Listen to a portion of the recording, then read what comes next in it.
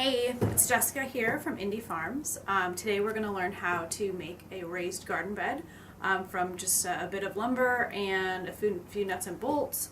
We're going to use a random sampling of tools, but I'll explain them as we go, so don't be intimidated. By the time we're done here, you'll have a raised garden bed to put in your yard. Okay, so let's go through the materials and tools that you're going to use before we get started.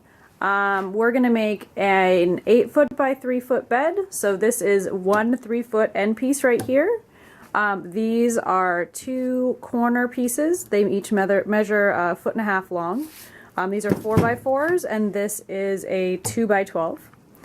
You're going to need some washers. So you can get these at any hardware store. These happen to be Fender washers. I think they're 1.5 inches wide, and then you're going to need some lag bolts just like these, and then as far as tools go, you're going to want, you can use the same drill. I like to use a power drill like this with a cord for sort of the heavy stuff of like fastening the lag bolts, and then I like to use this regular battery driven drill just for screwing the pilot holes. And then you can use a bar clamp like this to fasten everything down to your work surface so nothing slides around. And then a socket wrench that has a socket that matches the size of your lag bolts. And the sizes of these aren't really important, just something sturdy. So, get what matches, and then also, use what you have already.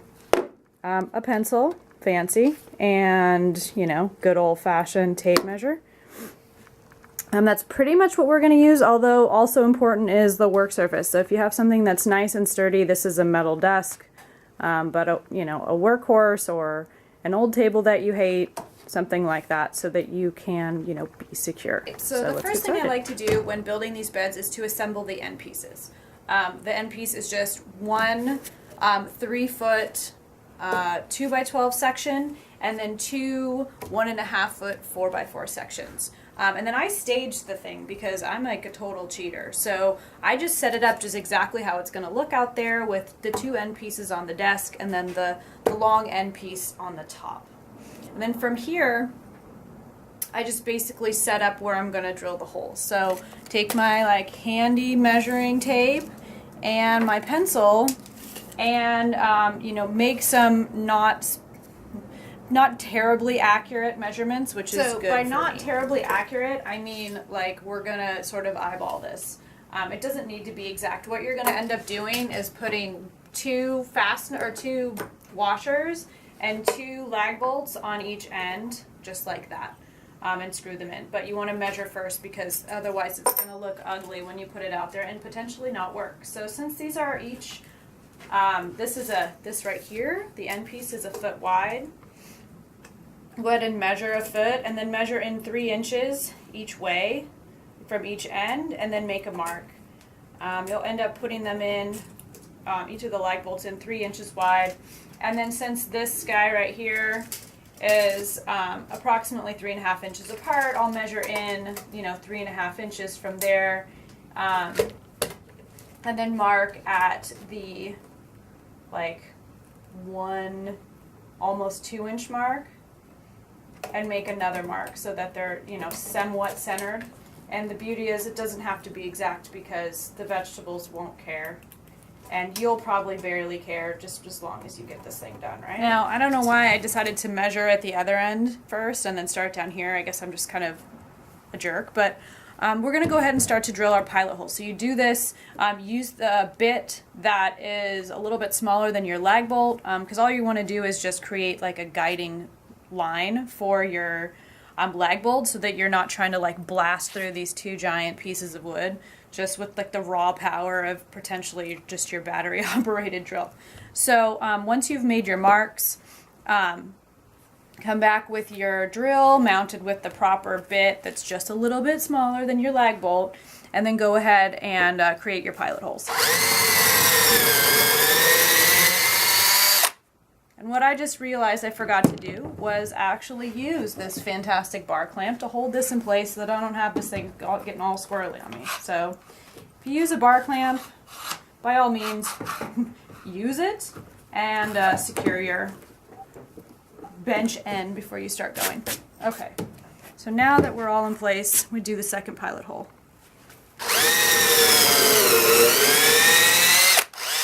All right, so now we're gonna go ahead and install the lag bolts and the washers so that we can attach the legs of your bed ends to this end piece here. And you may notice on the washers, I'm not sure whether you can even see this, but there's like a beveled side and then there's a flat side to your washers. You'll probably never notice this once you install it, but if you want to be super fancy, you can put the beveled side up and then the flattest side against the wood itself. So just put the washer down over the hole you made. I like to just kind of snug that big lag bolt in there so it stands up for a moment.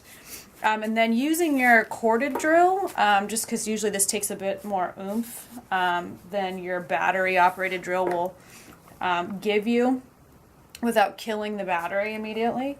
Go ahead and install, which is a fancy word for saying put in the screw or the lag bolt. Yeah. So the other beautiful thing is that my bit isn't long enough to create a pilot hole that will accommodate this gigantic lag bolt. So there is also, this is when the socket wrench comes in. And really, it's just securing the bolt the rest of the way with the socket wrench, as you can see, is extremely glamorous and fun. So like, go ahead and enjoy that. You'll have to do it a lot of times.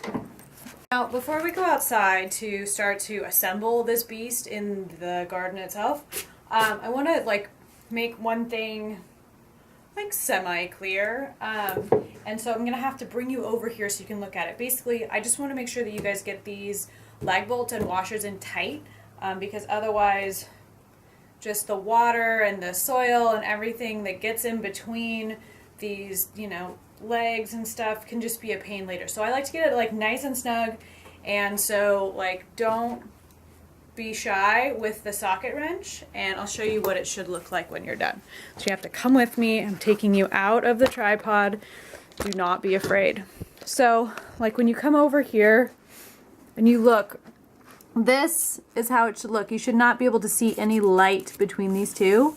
And if you do, which I don't, ooh, a little bit of light, go ahead, get that socket wrench out and like just, you know, go to town, like yard on it, which is really difficult to do when you're also holding a camera, but you know what I mean. So yeah, make this nice and snug so that when you take it outside, nothing gets in between there. All right, let's do this going outside thing. Take our two end pieces that we just made in the garage and dig 2 post holes for each one of the legs at either end, and just to sink it in the ground so it's nice and secure. And then we're going to bring in the 2 side pieces and bolt them on just the same way we did in the garage with the end pieces. So before we get started, I'll show you what we're going to use to do this. So we have to dig the holes a trenching shovel. You'll see the end is nice and narrow and perfectly perpendicular, which makes digging just a very narrow hole really easy. Also, yet again, the handy tape measure, a nice sledge, a small sledge just for sinking in these end posts, a cheesy level just to make sure we're as anal as possible, and then just to dig out the final holes, a good sturdy trowel. So I'll dig the holes. Okay, now that I've dug the holes, or in your case, you've dug the holes, you can just go ahead and take your whole end piece and just drop it into the holes you made. And then in order to measure the distance between the two, just take your, you know, bigger side pieces and just lean it up against either end, and then measure where to plug the holes in, dig the holes, and then drop them in. And once you're done, in order to make sure they're level, if you're like me and you're a little anal like that, you can just put your level right on the edge, and if it looks a little bit off, which mine does sort of, you can give it a little whack on one side, and that'll usually even it out pretty well. Yes. So, next thing we'll do is we will put the side pieces on, screw them in, and we'll be done. So, let me go dig some more holes. Alright, so let's finish our project. Get your 2 drills corded and battered. Your lag bolts, you'll need 8. Yes, I should have counted before. And then you'll need 8 washers to go with your lag bolts. Once you have that all together, move out to your beds and we'll start putting them in.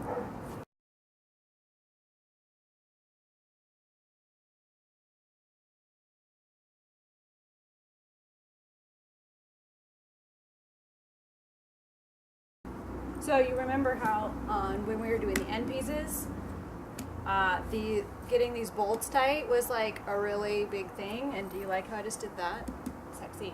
Anyway, you want to do the same thing back here. You want to make sure these are nice and tight. So this means quality time with the socket wrench. So get used to this motion, which is not as sexy as this motion.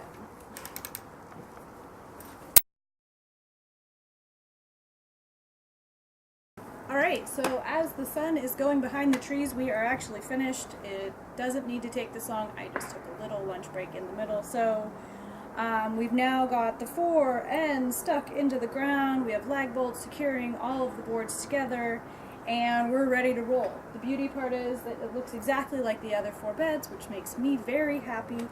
And we're going to go ahead and pipe the irrigation. So I guess stay tuned for that. Meanwhile, start planning what vegetables you're going to put in. Because I know you're going to go build this right now. So, good job. Good job.